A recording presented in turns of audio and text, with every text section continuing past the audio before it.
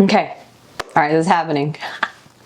What's up, guys? It's Chalice, and I am super excited about this video today. I am geeked. What movie could I possibly be talking about? I don't know. Possibly the greatest movie of 2024. Maybe in the last 5 years. I don't know. Let's talk about it.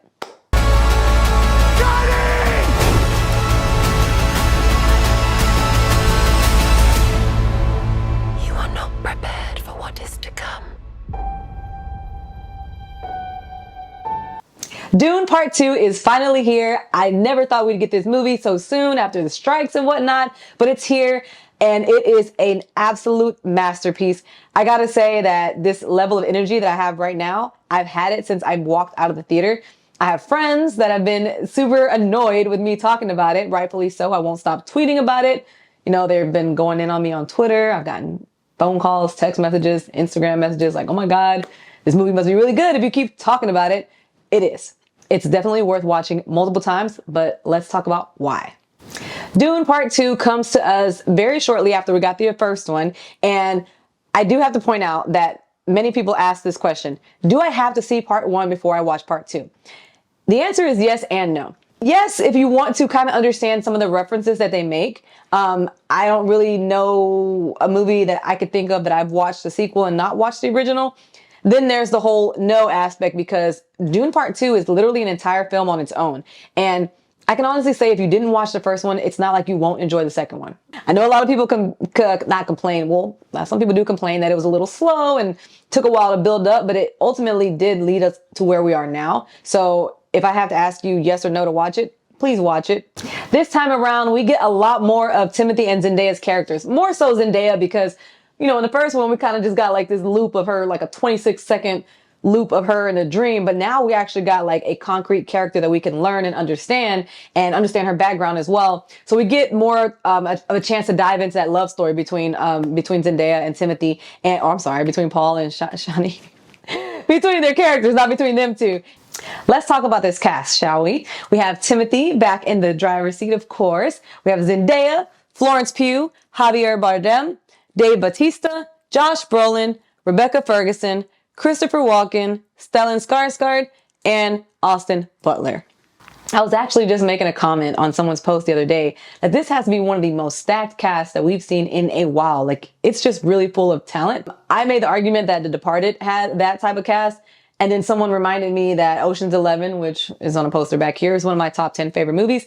Ocean's 11 had a stacked cast too. There are generations of actors that come out around the same time. And there's like 7 that are in this generation that are probably really Oscar worthy. The fact that this movie has 4 of them, we're talking Austin, Florence, Timothy, and Zendaya, is absolutely amazing.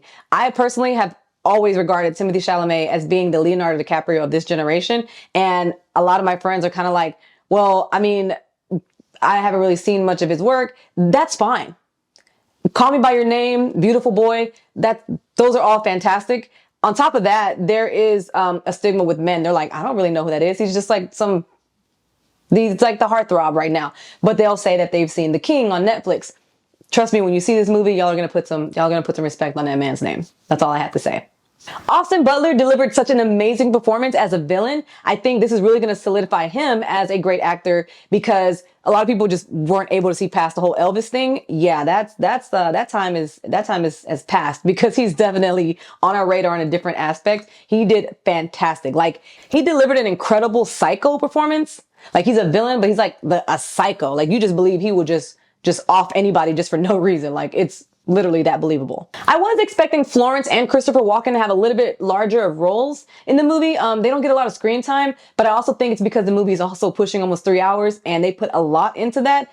So I don't really know if there was a ton of time to develop those characters further and give them more time, because the story as it was told was flawless. So I don't really know what else they would have done with them. But because they're such larger names, I just kind of thought that they were going to have a little bit more, but I'm happy with the way it turned out. Now, Denny Vu has literally solidified himself in Hollywood as one of the best directors. I'm sure you're familiar with his work. I know you guys have seen Prisoners and Arrival and Blade Runner and Sicario. He has literally just put out a bunch of massive hits, and this one is probably his best one, I'd say. There is a very clear change in tone in the film, and when that happens, right when you think the movie can't get any better, Oh, it does. Oh, it absolutely does. And this scene changed everything in the course of the film and the way you view certain characters. And it just took off from there. And it's like at that moment, if you were ever looking at your clock, like, oh my God, I gotta go to the bathroom. I said clock. If you were ever looking at your watch, like, oh my God, I gotta go to the bathroom. Yeah, you just completely lost time because now you're trying to see this take off. And of course, we already know that there's reports that there's going to be a third one. And this ends off in a very, very like, okay, this is a perfect way to end this because now we're ready for the next story. Somebody that needs to get a lot of credit is the cinematographer, Greg Fraser. The best part about this, between Hans Zimmer's score combined with the cinematography, it makes it just like an absolute delight to watch. And a lot of people have compared it to what it was like seeing like Star Wars when that came out or Lord of the Rings. For me, this was about as exciting as it was to see Avengers Endgame. But as far as the beauty and the visuals and the story, Dark Knight. Like this is up there with Dark Knight for me. I will argue anyone down about that. Like bring it. Comments, text me, call me, whoever. This is just as beautiful, if not more beautiful. In fact, it is more beautiful than a Dark Knight. This coming from someone whose favorite director is Christopher Nolan. It is no surprise that this movie is definitely going to sweep the Oscars next year. Visually, acting, score, just all of it is just, it's perfect. I cannot find a single flaw with this movie. And I've tried to like really explain it to someone and be like, if they could change something, what would it be? There's not a single thing I would change. The last thing I want to say about this, because it's the most important thing, you have to see this movie in IMAX. It is an experience. The sound, right? The visuals, the vibrations, like you feel like you're immersed into a whole like semi-world. On top of that, it's real deserty. So it's like, you know, it surrounds you more. I swear it's not the same if you see this in a regular format. I'm going to go watch it at least 5 more times. In those 5 more times, I might slide a regular format one in there just to see what it's like. But no, this movie was meant to see in IMAX, just like they harped on, I keep saying that word.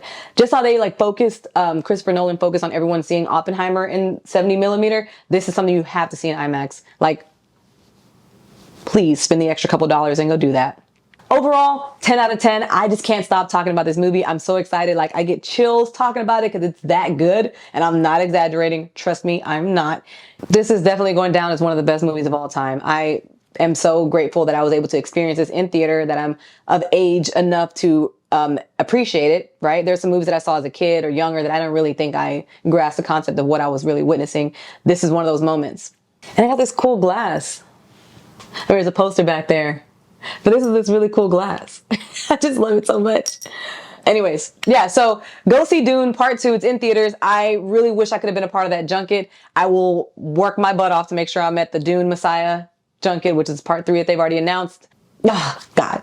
I'm so grateful to get to be able to talk about this. Thank you guys so much for watching. Please subscribe if you haven't already, and I'll see you guys in the next video.